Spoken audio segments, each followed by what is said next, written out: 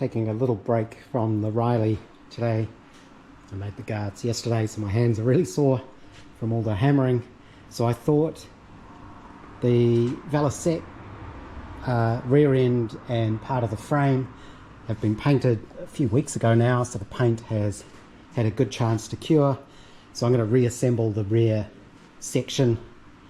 Luckily I have this one, which is like a spare gearbox, attached to that, so I can figure out how it all goes back together, more or less, hopefully. But these are most of the parts here. I'll just start trying to reassemble it. Been busy assembling this rear frame. I went and printed out another copy of the instructions, or the parts book rather, which is very useful. And it turns out this is a little bit fiddlier than I expected, and part of it's due to the weird modifications the previous owner had done. So on the bike when I got it, there were these inside here, and they always looked a little bit suspicious to me because that's just square tube, and they looked very kind of homemade. So these are the little end pieces, and you can see they're just pretty crudely made.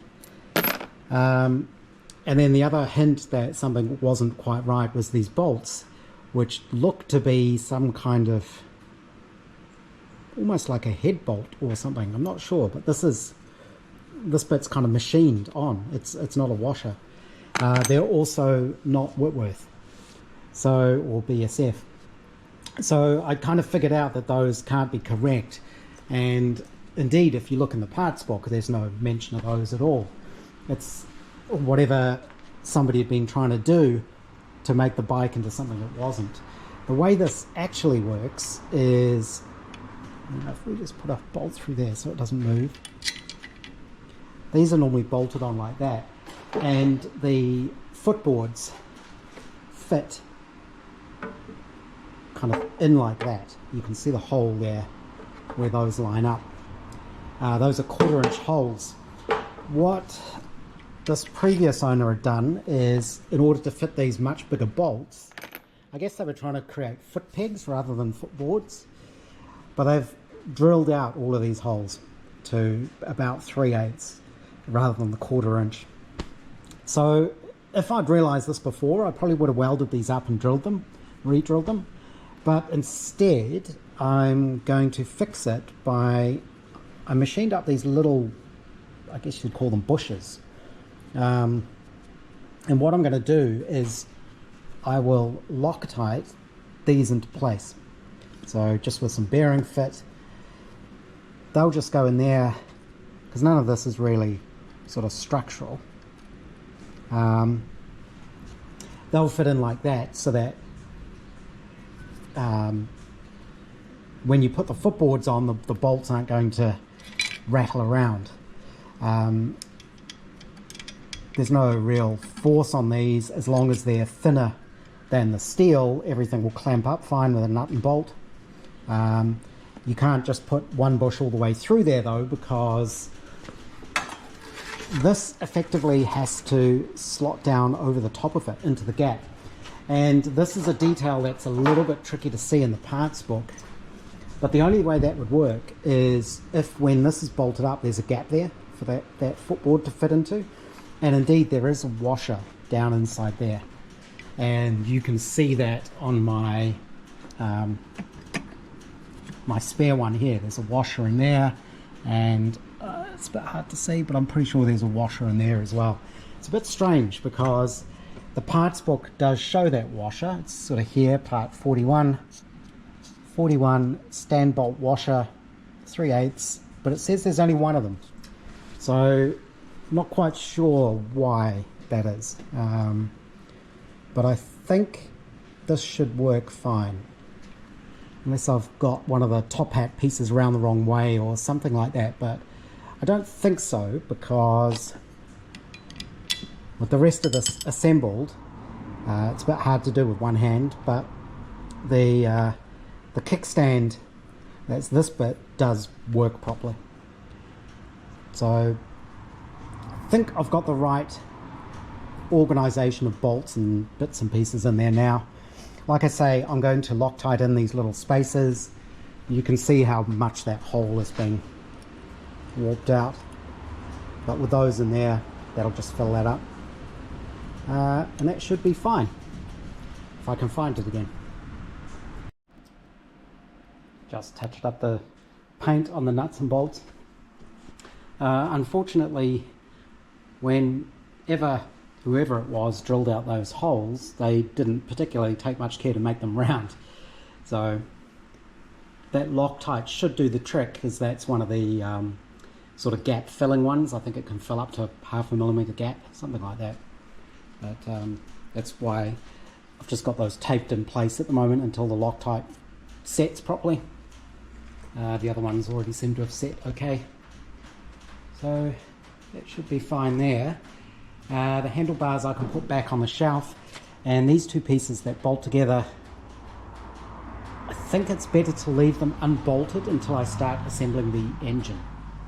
Not really sure. I think that's kind of it for today. Might need another cleanup. When I did the front spring plates on the Riley, I used this little bottle jack just to take some of the weight off, so nothing was binding when I undid the U-bolts, and it worked really well, but I noticed it was leaking. So I thought, let's take it apart and see if we can fix it. So it's completely stripped down. It was a little bit tricky. There's a seal there, which is that main piston seal. I think that'll be fine. It seems to be, the way it works, it's like a cup type seal, so it expands out, so even when it wears, I guess, it'll always seal. And there's a little sort of rubber seal on the end of the plunger. Other than that, there's not too much to it. There's a couple of fiber or possibly cork that goes in the top there, and is locked in by this little locking ring. The screw jack on the end actually pulled out when I was cleaning it, so that's a push fit in there. You can see the sort of the knurling on it, which means it's a tight fit. That just sort of pulled out. And there's a few ball bearings that go in different bits and pieces. The bottom of the piston housing seals on this little copper washer. That could probably be replaced. And that's what seals between here and the bottom of that. And then inside there, oops, one of the ball bearings goes in there, and does something. I'm not quite sure what. And the other ball bearing goes in that little hole, and another one goes in there for the adjuster, or the pressure release thing. So I wonder if I can repair this and fit maybe O-rings in there. That's just to seal around the top of the shaft. This is the little rubber seal that goes in there. That seems fine to reuse. I managed to get the little plate off. It just used little press and rivets. I did tear it just a little bit, but we should be able to fix that back in place. I think it's worth trying to restore. The only thing that is missing is this was another sort of cork or rubber seal that goes in the top of this. So this fits in there. It's the seal around there, and this isn't a groove. There is a little bit of a lip in there. I think if I get in there and wire brush it, there might be enough of a lip in there that I can use a modern O-ring. If they'll fit, because it's all imperial sizes. So this, for example, is a 1/2 inch Whitworth nut. There wasn't too much oil in it, but as I was cleaning it, oil kept coming out of it everywhere. So I actually put it through the parts washer and gave it a good soak through, and I'll clean it up with brake part cleaner as well. But I might wire brush this and paint it. I'm not sure. I may still have some of that green hammer finish paint from about 20 years ago. I have all sorts of stuff. If not, I might have to invest in a small tin of hammer finish paint. It'll be in there somewhere if I've got any. Possibly not. But yeah, just gentle things today, just to recover from all the panel beating hammering yesterday. I don't think a jack like this would ever completely collapse, but being a bottle jack, you don't trust it really anyway. I wouldn't trust going under the car, just under the jack, of course. So you always use jack stands. But I suspect this is a bit safer than other types of jacks where... Is there a failure mode where you could just lose all the pressure all at once? It's getting really windy and things are getting bashed against Big Shed. I think the nature of it, because it's hydraulic and there's just a little passage, you can actually see how they've built this.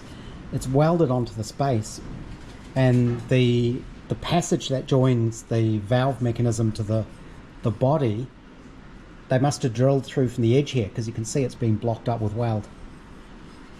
Quite ingenious. But I suspect, being hydraulic, the failure mode would be that it's always going to go down reasonably slowly. It's not going to just collapse. But, yeah, another little distraction. Amazingly, I found it. There's definitely some in there. That'll be that sort of green hammered type finish, which makes this tin, oh, must be 20 years old, 25 years old. But it might work, it might do the trick.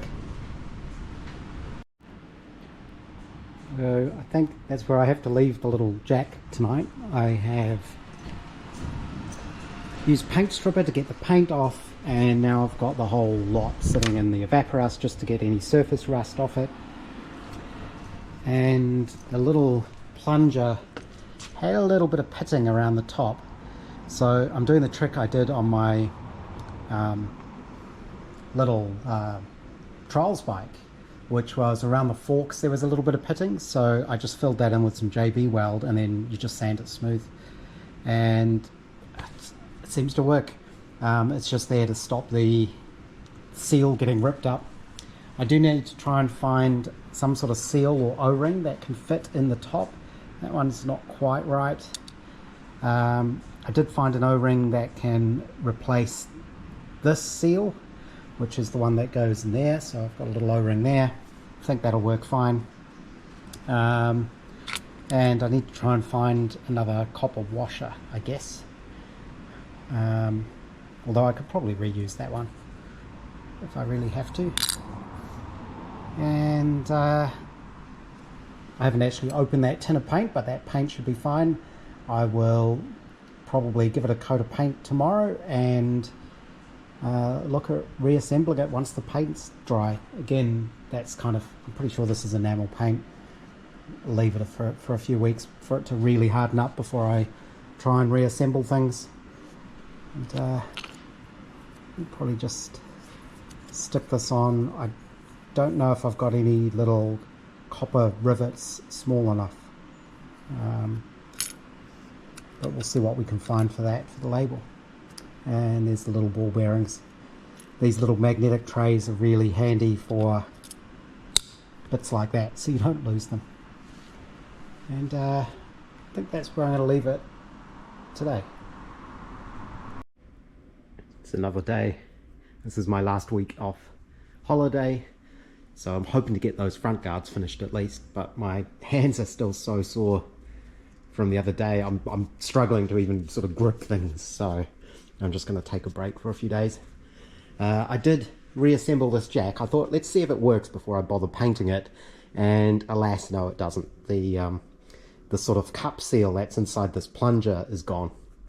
I thought that was the case anyway, but you can see it. There's an O-ring in the top there and it's leaking out.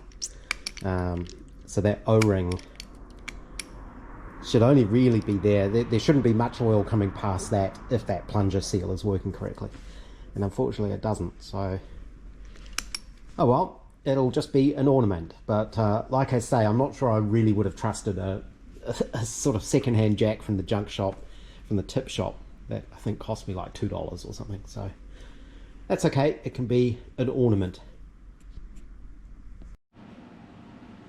Since my hands are still suffering from all the metal work, I've had a quiet day today and had a bit of a clean-up day and just done a few little jobs around the shed. Put up some brackets so I could hang my wobbly stand up there. Got rid of some of the boxes of wood. It was all offcuts that I can use for kindling when it's winter. Cleaned up all my clamps and things.